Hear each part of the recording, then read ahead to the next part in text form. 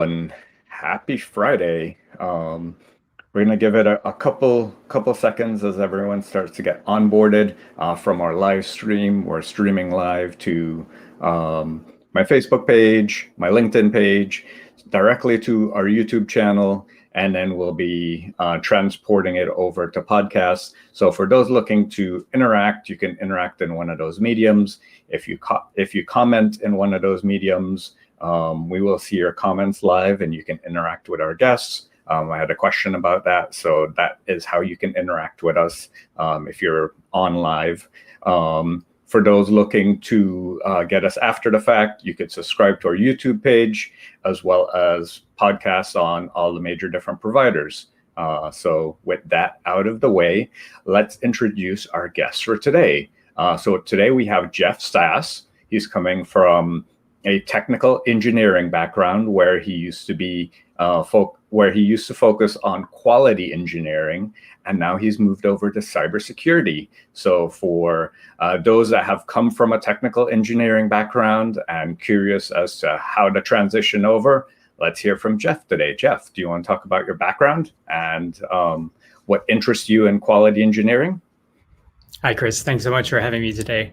Yeah, I came directly out of college and went into a quality engineering role. And the nice things about that I enjoyed were you're kind of one of the people who likes to break things. So there's people who like to build things, people who like to break things, test things. So that has always been very interesting to me.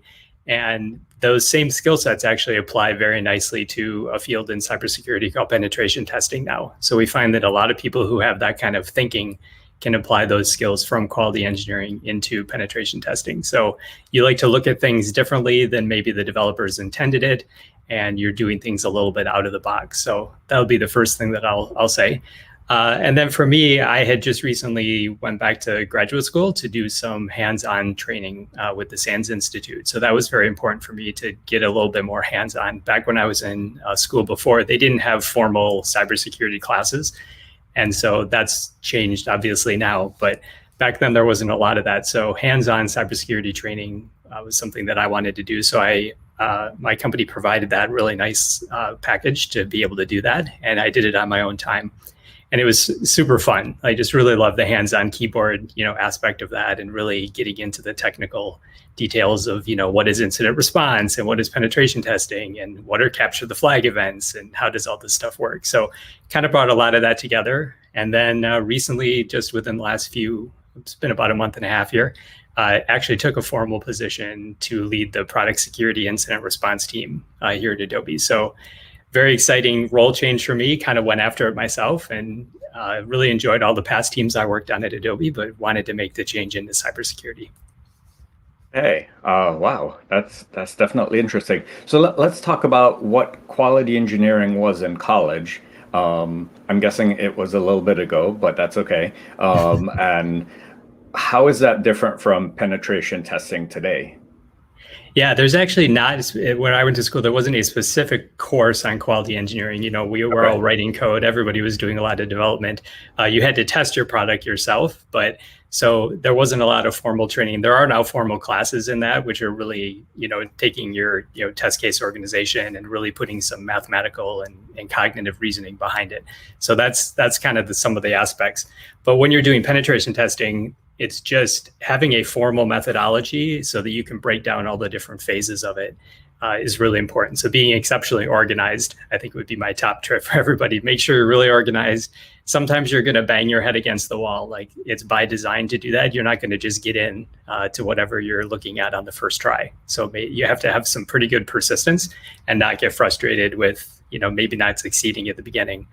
But I would say that the ability to be curious, a lot of, whether it's you like to put together puzzles on your own spare time or play video games or whatever it is where you're trying to achieve a goal, that kind of thinking and background, and then persistence, I think, would be a huge part of it. Okay. We have a comment from one of our guests. Great to hear you, Jeff. I come from a similar background in QA, and I've been wanting to obtain a good cybersecurity training. Finally started to obtain my Security Plus and to start my cybersecurity career. So for those looking to transition from the the quality engineering QA type roles, what are some of the things to start doing to make that transition outside of maybe some of the hands-on schooling that we could talk about a little bit after, but what can they do in their role right now to start to stand out and to make themselves look good in the eyes of security? Yeah, networking is very, very important. So I think anytime you're looking at transitioning from one job to another, you want to look at what are the other people inside your company or at other companies, what are they doing? And what do you want to do? Do you want to be exactly like them? Do you want to do something different? So that's a big piece of it.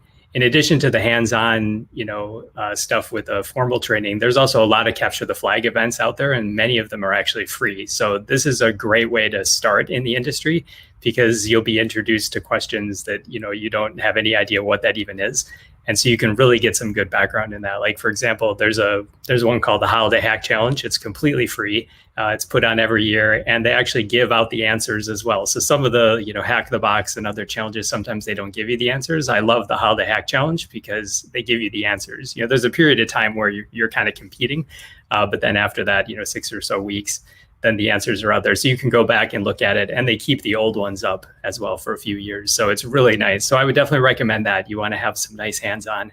But the other aspect would be networking. What are your friends doing? What are their friends doing? What are they doing at different companies? And how can you interact with them and not necessarily be like them, but use some of their skills and some of their background to pave your own way. Absolutely. And one of the things that I always say is like success leaves clues. So look at what they're doing, maybe how they formatted their resume, how they formatted their LinkedIn page, what did they do in their role or their career to advance, and then see what you could take from them that's authentically you and implement in your career. And then back to the holiday hack challenge, that's from SANS as well. And right. Yeah, it's good that you mentioned that they keep the previous year's ones up, is because now you can go back and you can look at several years and do them sequentially, because there's typically some sort of storyline that ties into each of the years. And it's really interesting. I mean, they offer a wide variety of different challenges. Yeah, it's actually all over the map. So it's not just penetration testing. There's a lot of really good memory analysis, kind of incident response type questions. They get into cryptography a little bit. So, and you don't have to, complete all the questions. Sometimes you have to do them sequentially. They've set up the platform where you can kind of do them, based on what you want to do. So I like that. That's my kind of go-to answer. At SCOTUS and the team, they also have a bunch of podcasts and other resources where they kind of break down, depending on what area you want to go into, you can go to this specific year and look up that question. So that's really nice. They've get a lot of attention on those, and now you don't have to do them all. So you might feel overwhelmed. Don't feel overwhelmed. Just go ahead and try it. And like I said, because the answers are published there, even just going through on your own, just typing all the commands and seeing what's out there, that's very, very valuable, just to be aware of that area of cybersecurity maybe you don't know anything about. I want to say one more thing about resumes, if I could. I absolutely would give a real great tip on resumes. You want to have really good action words, and in your bullet points that describe what you're doing, really tie it into the business, right? I did this thing and it had this translation to the business. I think a lot of us write down in our resumes, I did this specific thing, but then what does that mean, right? What did it actually do to the business? It drove this overall thing. So I'm kind of a resume, I won't say resume snob, but I know, Chris, you do a bunch of kind of coaching around resumes. So I'm always happy to look at resumes and enjoy that. But that's one of the things I see as a hiring manager is sometimes the resumes just list what you did, but they don't actually tell you how it affected the business or what was the outcome or the customer impact. Exactly. I was just about to say action words and result. Sometimes people say that they did the action word, but then they don't say the outcome. And then the other thing, since we're talking about resumes, that we can kind of also mention as well is craft your resume for the role that you're going towards and not just the things that you've done in the past. Because if your resume is what you've done in the past, you'll always get those types of roles. And recruiters will look at it and go, oh, well, they're a QA person.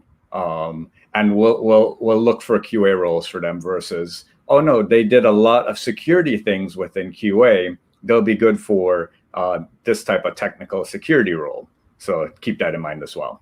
That's incredible advice, and I know it takes a lot longer to tailor your resume for the role you're hiring for, but it makes a huge difference. I would absolutely agree with everything you just said. It's great. So let's talk about, we're about 10 minutes in. Let's talk about when you decided to focus on cybersecurity. What made you decide to transition away from QA into cybersecurity and how you went about doing it? Yep. So after the quality engineering backgrounds, I then did some kind of application development, a little bit of that for a few years, and then made the decision to go into management. So was doing a management and engineering management role for a number of years. And that was great, like really seeing what developers are thinking about every day. Do they have time to think about security? They're also thinking about localization, and they're thinking about, user interface, and they're thinking about coding. And so there's a lot of things they have to keep in their head. So it was really interesting to see that.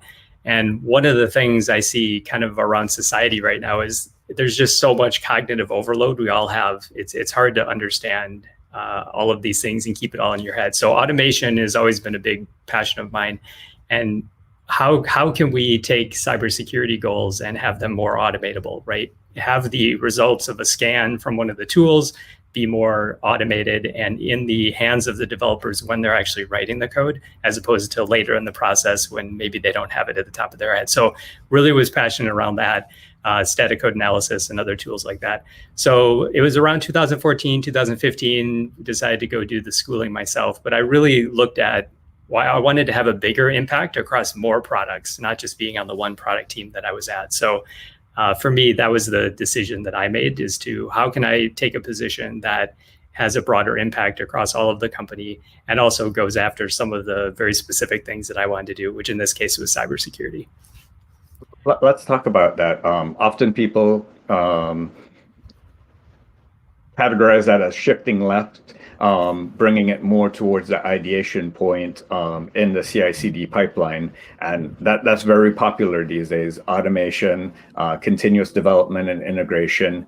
So, what are some of the tips and tricks for those that are currently in the QA role that are looking to go to cybersecurity? How can they be a security champion and enable security while they're currently in their role?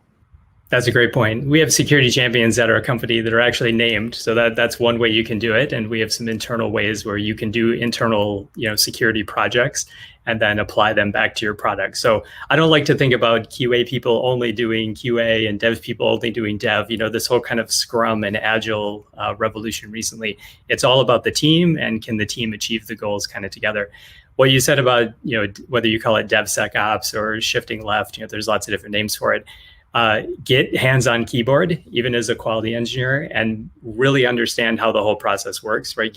Spin up your own Jenkins instances, spin up your own VMs, do some actual coding, spin up a GitHub page, right? Like do some things and then see how the whole process works through the development cycle, understand what the developers are doing, do it yourself, and then really see how the whole workflow goes, because then you'll be able to have great discussions on how you can secure it. Like I love the idea of Jenkins and just playing with these tools. There's so many tools out there. You're probably going to be overwhelmed in cybersecurity about how many tools there are. But there's some pretty popular ones, and you can probably narrow it down, 20 or 30 as opposed to there's probably a million. Probably. I mean, and then I think the other major concept, once you start to think about cloud and everything becoming digitally optimized, now everything's code. So before you used to have physical infrastructure, cables running, but now you have infrastructure as code, you have platforms as a service, infrastructure as a service, software as a service. How do you go about, from a QA perspective or even a security perspective, looking to secure all those different variety of platforms? Well, that's a huge question. It's really, really hard. We have that discussion almost every single day of every minute, like all of the different parts. How is it secure? Like, so at the highest level, it's a fantastic question. There's probably no answer to it, but you need to think like people are nobody willingly is doing something bad. They either don't know, or it's a configuration error, or they don't understand, or they don't have the background. So I come from the mindset of people aren't willingly trying. I mean, we do have, I would call them, evil hackers in the world, but generally people inside, businesses are trying to do the right thing. It's either just a question of priorities, or it's a question of, lack of understanding or something else. So I can't really answer your question, but I would say that the way you posed it was great. Like, how is this part of the process secure? Can we make it more secure? And even if we turn up that one part of the dial by a couple clicks, how is that going to impact? And actually, you'll find that by doing that, you might actually make it faster and more efficient. So you might get surprised that by asking some questions around security, that might actually make your automation better or faster or more efficient, and then you can deliver customer value better. So think about how these things might all tie in together for the business, and I think you'll have some good success. Absolutely. And what was one of the aspects of your role around like threat modeling or thinking like a bad guy and doing that as part of your analysis? Yeah, I'm not in a formal penetration testing role, but that's almost exactly what we've done. For the product teams that I was on, we did threat modeling and really thought about, okay, we're putting this in memory, we're putting this on disk, we're putting this on the network. There's various different aspects to it. So think about, where is your critical data? What are you doing with it? Is it secure? Is it encrypted? All these different things. And that's, a whole field called threat modeling. But just being curious, asking a lot of questions, thinking about being the bad guy, and then what would they do with it, right? So they get in, they do something. Now, what are they going to do with it? And what is the impact of that to the business? So yeah, threat modeling is super fun. I know some people might not find it fun, but I love it. I think it's great to just sit down. And this can just be a whiteboarding exercise with the development team in the room where you just sit down and you draw some architecture diagrams and really think about, hey, what's all the different arrows? If your architecture diagram has like 50 arrows on it, then it's probably too many arrows. So you might want to start with making it simpler first before you try and secure it. Absolutely. And I've done a couple of threat modeling engagements in my time. And one of the things that I like to do is separate maybe the components or the different use cases and then do use case by use case. Kind of like you mentioned back to my question of securing everything as code, maybe just focus on a subcomponent of code and do that analysis there. So as part of your transition, you did additional security focused tasks. You went out and you got some practical education through the SANS Institute you mentioned. Now let's talk about the career development aspect and what you did from that point of view, because I saw on your LinkedIn profile, you're still within the same company. So there's a lot of people that are looking to transition from their QA or dev role within the same company to a security role. So what are some of the things that you did within your career to do that transition within the same organization? So I'll go back to something I said before on networking. One of the reasons why I was able to successfully get the role is I knew the people who were in the role previously. I kind of knew what they did. I had actually interacted with them when I was doing application development and leading part of that team. So I knew what the role was, what they did, kind of the other side of it. And actually bringing that perspective into the security world is kind of a superpower. So think about yourself, whatever role you're in currently, you have something that maybe the organization that you're switching to doesn't have, or maybe they have it, but it's not a practice they've thought about recently. So from my perspective, I always think about how developers' heads are and how they think about development and how the security org can partner with them. So in a lot of companies, these are two separate organizations. Maybe that's, a barrier. Maybe it's a good thing. I like to think of it as being able to bridge that gap, no matter how the org structure is, but really thinking about what are your backgrounds? What are you doing in your current role that could actually enhance when you go to a different spot? So we have a great internal mobility program. I've taken advantage of that a couple times. And I think think of it like a superpower. Like you really do have some power there. And, if you put yourself out there and take the risk and think about it, I think you'll be happy about it. I certainly have been. Yeah, absolutely. Those internal mobility programs are definitely key. I know in my past, when they didn't have such a program, it could be a struggle to go between departments, especially when they're understaffed and they don't want to lose you and they don't want to give you a formal reason not to hire you other than you're not recruiting at this time. So it could be a struggle, but you could also take that perspective. I know I've talked to several hiring managers, especially right now, and you're looking for those developers that are interested in security to do that role, especially at startups where everything's cloud native, everything's code from the beginning. You're very technology focused. So you're really looking for those that have the developer mindset and the security passion, and combining the two together. Absolutely. No, that's great. You just like whether it's one of the other fields, localization, I'd keep bringing up localization, but security, whatever it is, like the passion that you have is one of your superpowers, and it will translate well into the new company. So how do you take those two things and put them together? It's like peanut butter and chocolate. Like, oh, if I put these together, it actually tastes better. So yeah, and thinking about putting those things together, that's the true essence of the hacker mindset. I use hacker in a positive term. I don't think it's negative. Whenever it's negative, they become a threat actor, they become a criminal. They're not a hacker at that point. They've crossed that barrier. Because to me, hacker or hacking, you're looking for unintentional uses, new use cases, new ways to do things. Maybe the developer didn't intend to do that, and you found a new way to do that. That's the true essence of hacking for me, finding those new ways to do things that weren't initially there by design or by intention.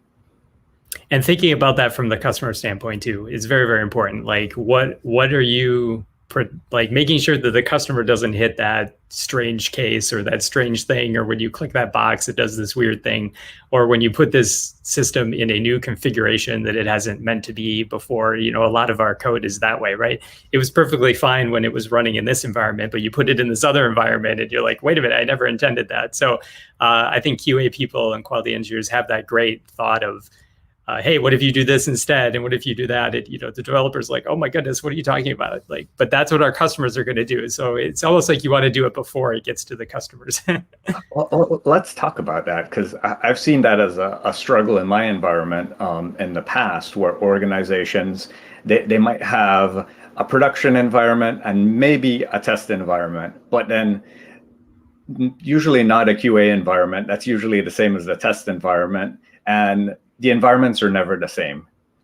They can't truly replicate that. So for a developer, what can you do to encourage either your environments have alignment, or to get the best simulated environment possible for testing your code, your application, whatever you're testing?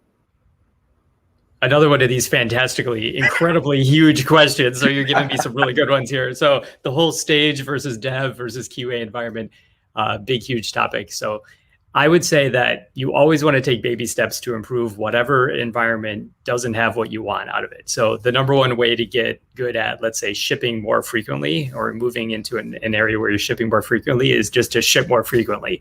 And then you'll get really, really good at it. How do you make your stage environment more like your production environment?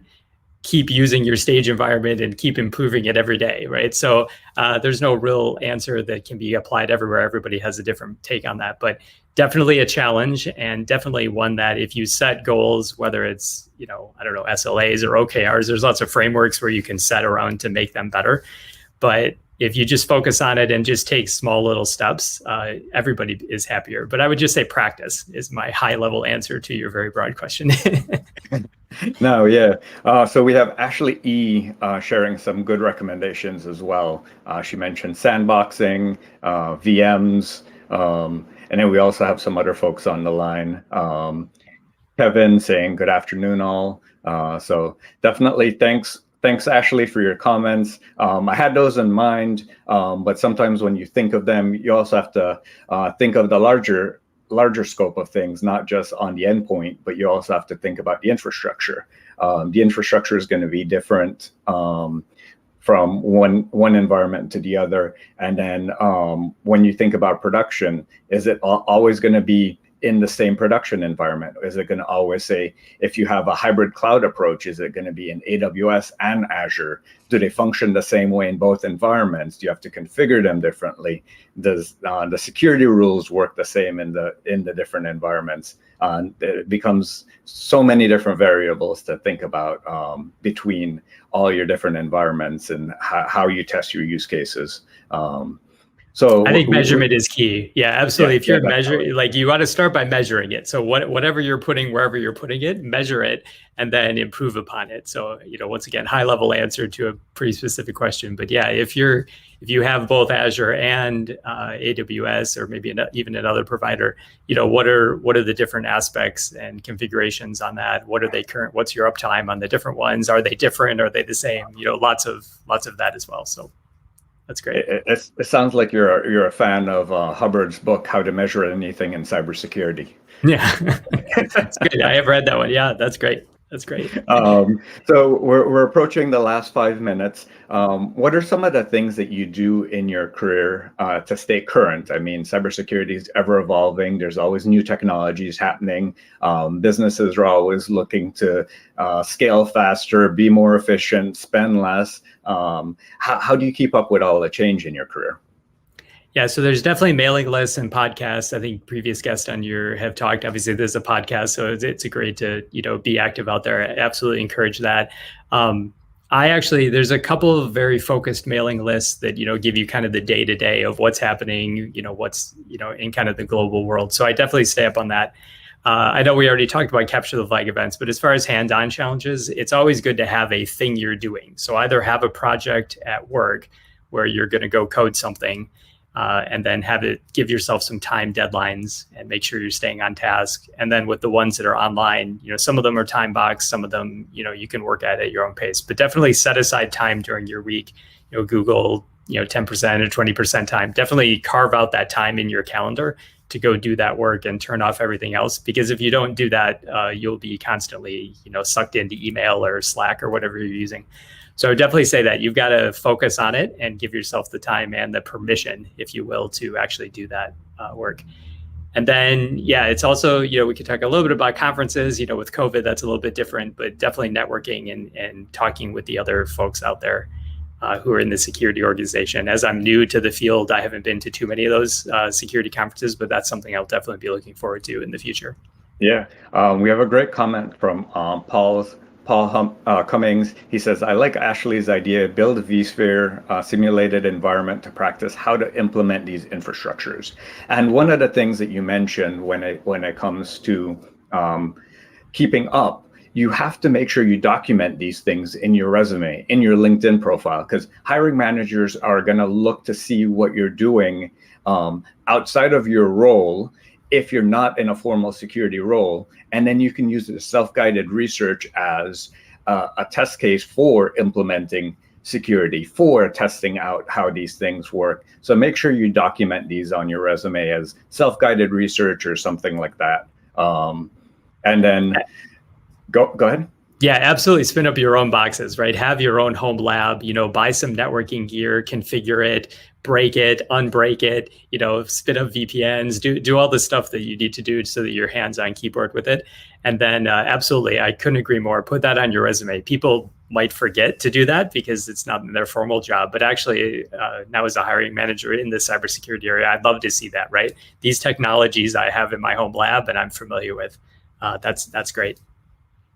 Yeah, Paul also mentioned do the write-ups. Yes. Definitely. Yes. Technical writing. Yes, we didn't talk about that at all. We could have gone there for probably 15 minutes, but yes, please practice writing. Communicating is huge in cybersecurity. You could be the best technical person who has, incredible command line kung fu or whatever they call it. But if you can't communicate what the risk is and what the risk is in your write-ups and documentation, that's hugely important. That's a great point.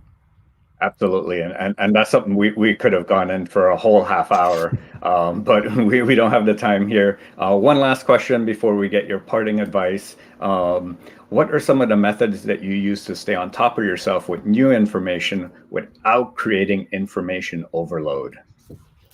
Yeah, so lots of good different advice on this, and not all of it's mine, but I'll kind of borrow from the shoulders of giants. So call it like memory analysis Sunday. Like, okay, this Sunday, I'm just going to focus on memory analysis. I'm going to take this one very small thing and I'm going to just use tools, whether it's a Linux, Remnix or whatever it is.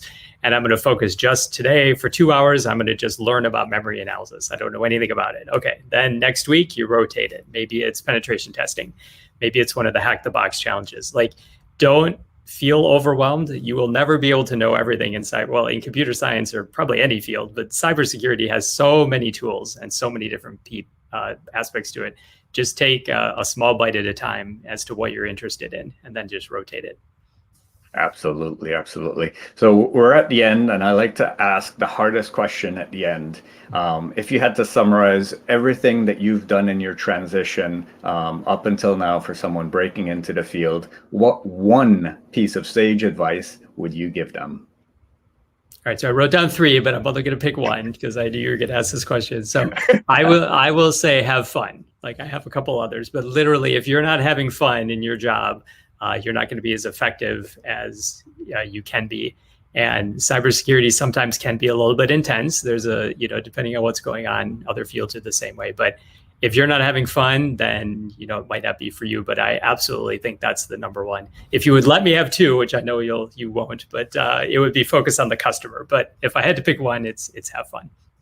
Absolutely. I mean, I totally agree with that. Like, I have so many people that come to me for career advice and other advice. And I just published a book, How to Develop Your Career in Cybersecurity at Any Level. And part of that, the first chapter is make sure that you have a passion for cybersecurity, because if you don't have a passion for it, if it's not fun for you, you're going to burn out really quickly. If you're just chasing the dollars, it's not going to be happy for you, and you're going to feel like you're in an internment camp, or you're in jail, or you're in hell for some people. I know, like, when I haven't been in a role that I loved, it felt like an eternity, and it felt like not a good place to be. So definitely have that passion and have fun.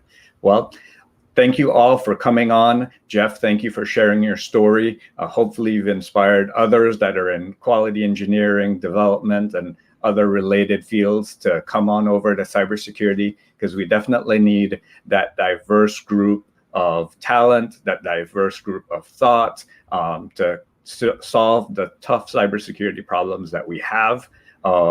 And one pitch for a virtual conference that's happening right now is the Diana initiative that's kind of focused on that same thing, having that diverse group of individuals come into the field and share that passion with everyone. Thank you so much. Don't forget to subscribe on all the channels, on YouTube, on podcasts, and join us here on LinkedIn Live next Friday at 1 p.m. Thank you very much.